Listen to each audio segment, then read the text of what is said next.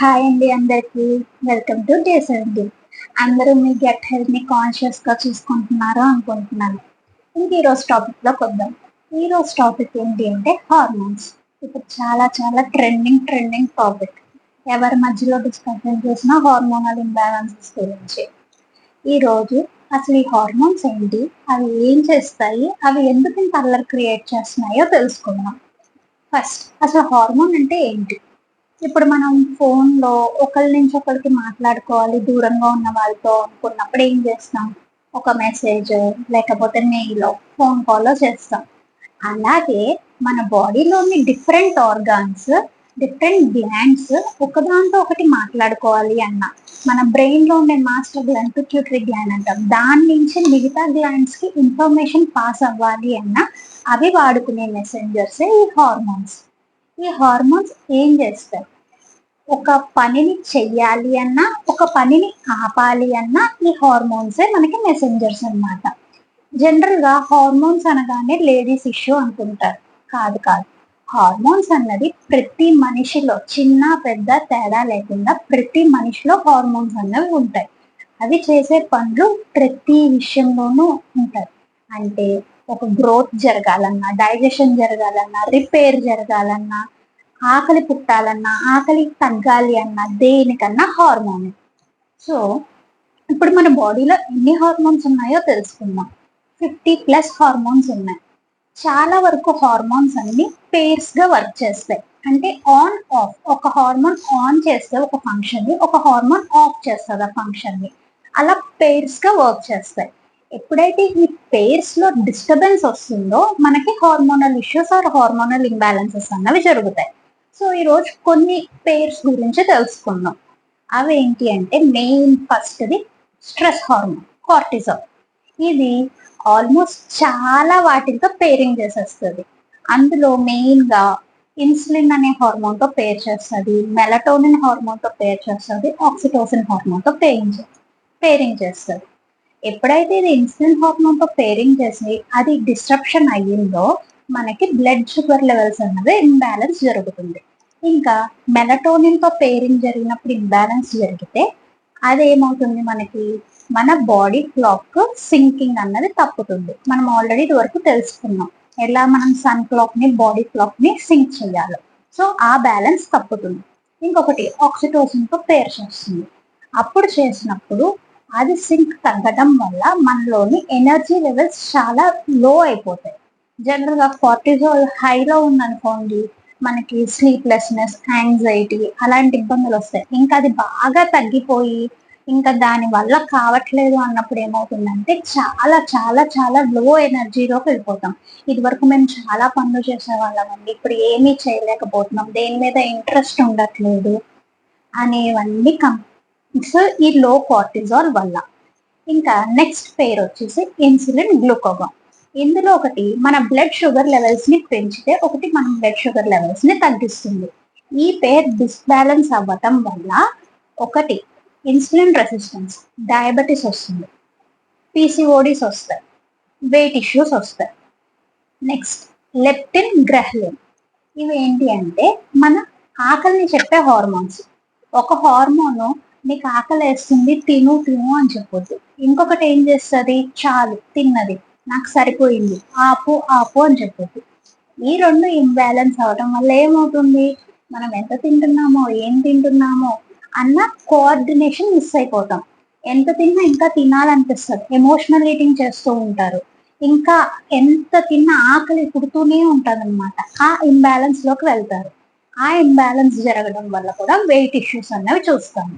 ఇంకా oestrogen, progesterone female hormones. ఇవి imbalance అవ్వటం వల్ల చిన్నపిల్లల్లో అయితే పీసీఓడి ప్రాబ్లమ్స్ మేజర్ గా చూస్తున్నాం. ఇంకా పెద్దవాళ్ళల్లో అయితే ఫైబ్రాయిడ్స్, ఎండోమెట్రియోసిస్, మెనోపాజ్ ఇష్యూస్ అన్నవి కనిపిస్తున్నాయి. ఇంకా పీటీహెచ్, కాల్షియం. ఈ హార్మోన్స్ దేనికి అంటే మన బ్లడ్ కాల్షియం లెవెల్స్ ని రెగ్యులేట్ చేస్తాయి. ఒకటి పెంచుతూ ఉంటుంది, ఒకటి తగ్గిస్తూ ఉండి మొత్తానికి బ్యాలెన్స్ చేస్తుంది.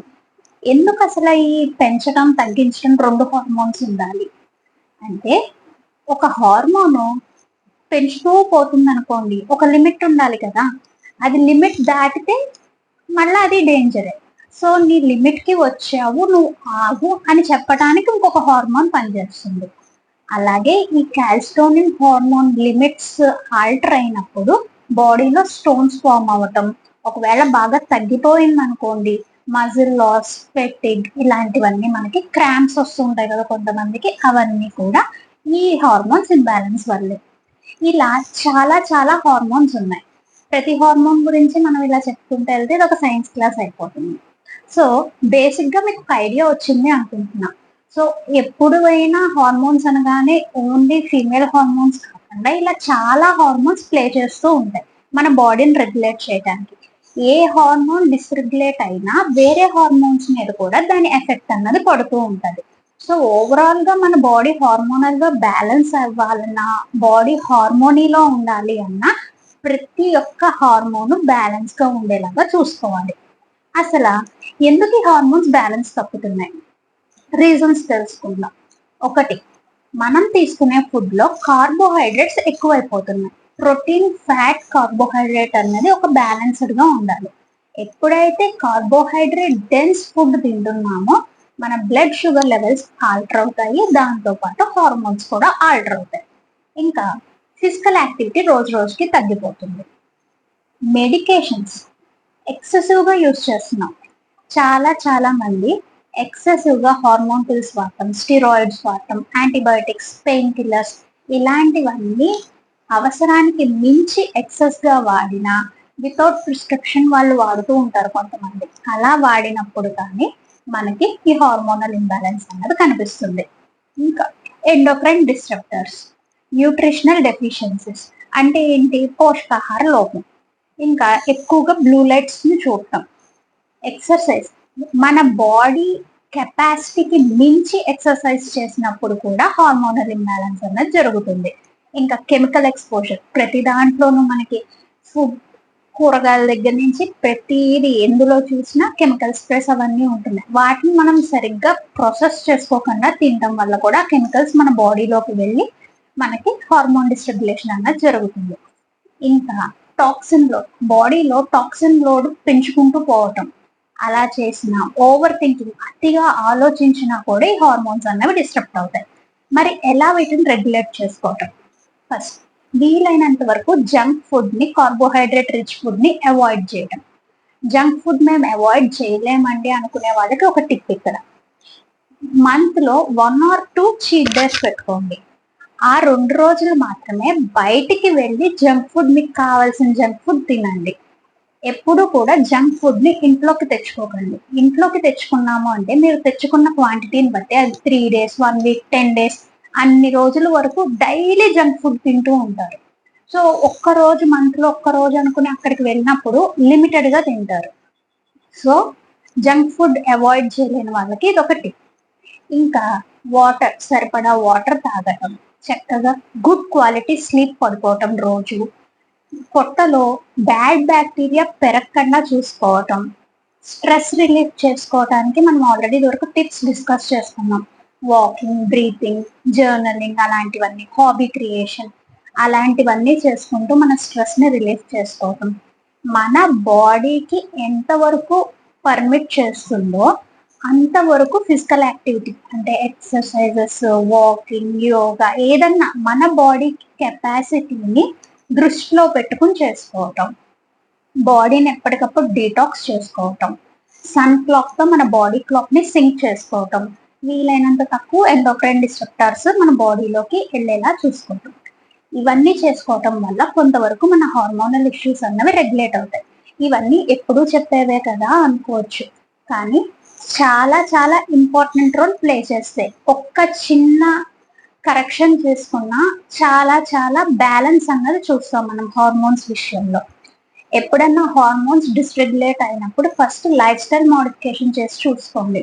ఫస్ట్ టైం మీరు హార్మోనల్ పిల్స్ కి వెళ్తే అది ఓన్లీ టెంపరీ సొల్యూషన్, అప్పటికి మీకు ఆ ఇష్యూ పరిష్కారం జరిగినట్టు అనిపిస్తుంది, కానీ అది పర్మనెంట్ సొల్యూషన్ కాదు. ఓకే, ఈ రోజు నుంచి మీ ఫోన్ మెసెంజర్స్ ని ఎలా అయితే ఆర్గనైజ్ చేసి చెక్ చేసుకుంటారో అలాగే మీ బాడీ మెసెంజర్స్ ని కూడా ఆర్గనైజ్ చేసి చెక్ చేసుకుంటారు. రెడీనా?